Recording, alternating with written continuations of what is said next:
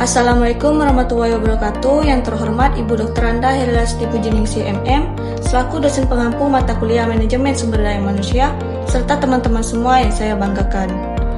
Sebelum materi ini dimulai, perkenalkan saya Friska Mulia dari Prodi Administrasi Perkantoran dengan NIM E0612310015. Pada kesempatan kali ini, saya akan menjelaskan materi yang berjudul Keamanan dan Kesehatan Kerja di Era Digital.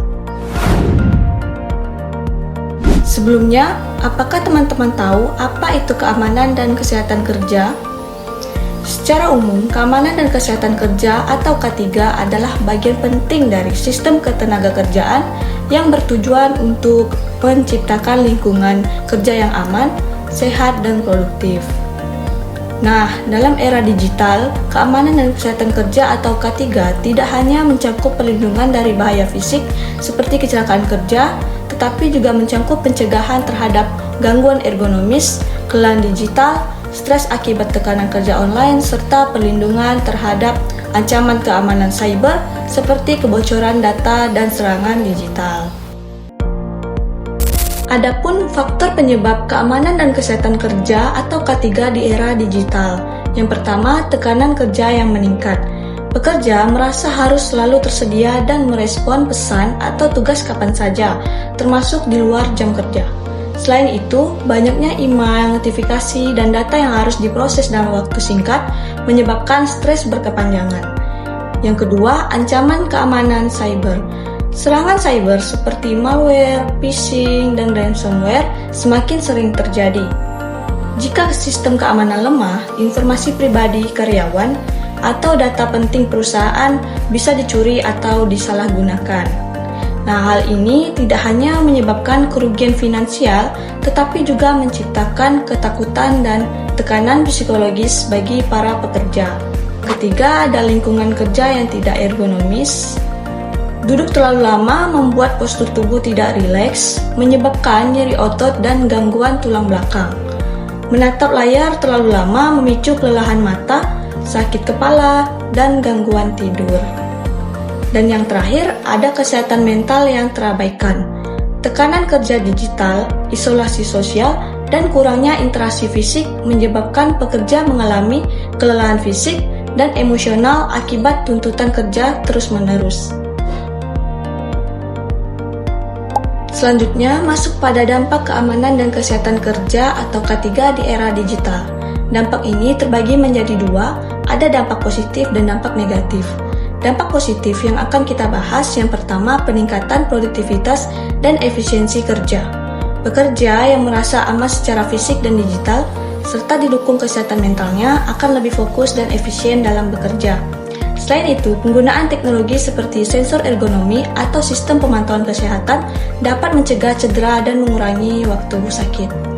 Yang kedua, fleksibilitas kerja yang lebih sehat. Digitalisasi memungkinkan sistem kerja jarak jauh atau remote work dan jam kerja fleksibel.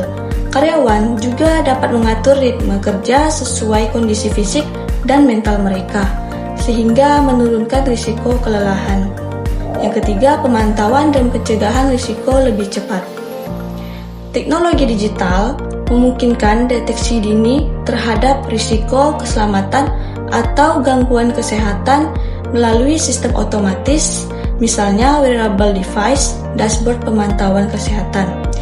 Data real-time membantu perusahaan dalam mengambil keputusan cepat untuk mencegah kecelakaan atau gangguan kerja. Yang terakhir, budaya kerja yang lebih modern dan adaptif. Penerapan keamanan dan kesehatan kerja berbasis digital mendorong organisasi untuk membangun budaya kerja yang adaptif, berkelanjutan, dan berorientasi pada kesejahteraan karyawan. Perusahaan yang peduli terhadap keamanan dan kesehatan kerja digital umumnya dipandang lebih profesional dan inovatif, yang juga meningkatkan citra di mata publik dan calon karyawan. Untuk dampak negatifnya, yang pertama, gangguan kesehatan mental dan fisik. Stres dan burnout meningkat karena ekspektasi untuk selalu online dan responsif sepanjang waktu, bahkan di luar jam kerja. Penggunaan komputer jangka panjang tanpa ergonomi yang baik menyebabkan gangguan otot tulang. Sakit yang umum terjadi seperti sakit tulang punggung, kelelahan mata, dan sakit kepala. Yang kedua, ketergantungan pada teknologi. Penyalahgunaan data karyawan seperti pelacakan lokasi atau aktivitas kerja tanpa persetujuan menimbulkan perasaan tidak aman dan melanggar hak privasi. Serangan cyber seperti phishing atau ransomware dapat mengganggu aktivitas kerja dan merugikan finansial perusahaan serta individu. Yang ketiga, risiko keamanan data dan privasi. Terlalu mengandalkan sistem digital membuat perusahaan rentan ketika terjadi gangguan sistem atau kerusakan perangkat lunak, sehingga pekerja menjadi kurang fleksibel dan sulit beradaptasi jika teknologi berubah drastis atau sistem digital tidak tersedia. Yang terakhir, beban psikologis karena kurangnya pemisahan antara kerja dan kehidupan pribadi. Dengan kerja digital, batas antara waktu kerja dan waktu pribadi kabur, membuat karyawan sulit-sulit berhenti bekerja. Hal ini dapat mengganggu pola tidur, waktu bersama keluarga, dan kualitas hidup secara umum. Setelah adanya faktor dan dampak, tentunya ada solusi. Apa saja solusinya? Di sini saya membagi solusi menjadi dua bagian. Yang akan kita bahas pertama adalah solusi keamanan dan kesehatan kerja di era digital bagi perusahaan. Yang pertama, membangun kebijakan kerja yang mendukung kesehatan mental dan fisik. Perusahaan perlu merancang kebijakan kerja yang secara jelas mengatur jam kerja, termasuk larangan menghubungi karyawan di luar jam kerja, kecuali dalam keadaan darurat. Hal ini bertujuan untuk mencegah kelelahan mental akibat tekanan untuk selalu online. Yang kedua, meningkatkan keamanan cyber dan proteksi data. Perusahaan harus mengimplementasikan teknologi keamanan digital seperti firewall, enkripsi data, antivirus terbaru, dan sistem autentikasi dua faktor. Selain itu, karyawan perlu diberikan pelatihan rutin tentang ancaman cyber yang umum seperti phishing atau social engineering. Yang ketiga, menyediakan fasilitas dan pelatihan ergonomi. Ergonomi menjadi aspek penting dalam kesehatan kerja digital, terutama karena banyak pekerjaan dilakukan dalam posisi duduk di depan layar komputer. Perusahaan sebaiknya menyediakan peralatan kerja ergonomis seperti kursi yang menopang punggung, meja dengan ketinggian sesuai, serta pencahayaan yang nyaman bagi mata. Keempat, menerapkan sistem pemantauan kesehatan kerja yang etis. Dengan pendekatan ini, perusahaan dapat dengan cepat merespon potensi gangguan kesehatan seperti kelelahan atau stres berlebih, tanpa menimbulkan tekanan psikologis baru bagi karyawan. Yang kelima, meningkatkan literasi digital dan budaya keamanan dan kesehatan kerja.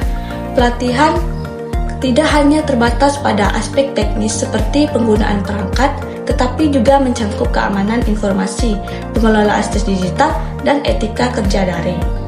Perusahaan perlu membangun komunikasi terbuka, di mana karyawan merasa nyaman menyampaikan keluhan atau ide perbaikan terkait keamanan dan kesehatan kerja. Yang terakhir, menyediakan infrastruktur teknologi yang memadai.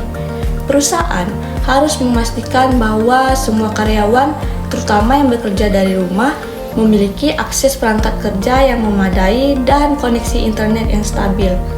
Selain itu, penggunaan platform digital yang aman dan terintegrasi akan memudahkan kolaborasi serta mempercepat pelaporan masalah kerja. Selanjutnya, solusi keamanan dan kesehatan kerja di era digital bagi pekerja. Yang pertama, meningkatkan pengetahuan tentang keamanan dan kesehatan kerja dan literasi digital. Meningkatkan literasi digital dapat membantu individu menghindari kesalahan dalam penggunaan perangkat, software maupun jaringan. Pelatihan keamanan dan kesehatan kerja berbasis online juga penting agar pekerja mengetahui prosedur keselamatan kerja terbaru dan mampu menghadapi risiko digital seperti serangan cyber atau kerusakan perangkat. Yang kedua, menggunakan perangkat digital dengan aman dan bertanggung jawab. Dalam lingkungan kerja digital, pekerja harus mampu menggunakan perangkat kerja seperti komputer, smartphone, dan sistem berbasis cloud secara aman. Hal ini mencangkup menjaga kebersihan perangkat, menghindari penggunaan perangkat pribadi untuk keperluan kerja yang sensitif, serta selalu logout dari sistem saat selesai bekerja. Yang ketiga, menjaga kesehatan fisik dengan ergonomi yang tepat. Pekerja yang menggunakan perangkat digital dalam waktu lama harus memperhatikan postur tubuh, jarak pandang ke layar, dan kenyamanan tempat kerja. Pengaturan ergonomis seperti posisi duduk yang benar, penggunaan meja dan kursi yang sesuai, serta penerangan yang cukup dapat mencegah gangguan kesehatan seperti sakit punggung, mata lelah, dan nyeri leher. Yang keempat, menjaga kesehatan mental dan mengatur waktu istirahat. Pekerja perlu menetapkan jam kerja yang jelas, mengambil waktu istirahat secara berkala, dan menggunakan waktu senggang untuk relaksasi atau aktivitas non-digital. Selain itu, pekerja juga dapat menggunakan aplikasi kesehatan mental atau mengikuti sesi konseling daring untuk menjaga keseimbangan emosional. Yang kelima, melindungi data pribadi dan informasi perusahaan. Pekerja harus menggunakan kata sandi yang kuat, mengaktifkan verifikasi 2 langkah, dan menghindari berbagi data sensitif melalui jaringan publik. Selain itu, memahami kebijakan keamanan data, perusahaan juga penting untuk mencegah pelanggaran privasi dan kebocoran informasi. Yang terakhir, beradaptasi dengan teknologi baru secara aktif dan sensitif.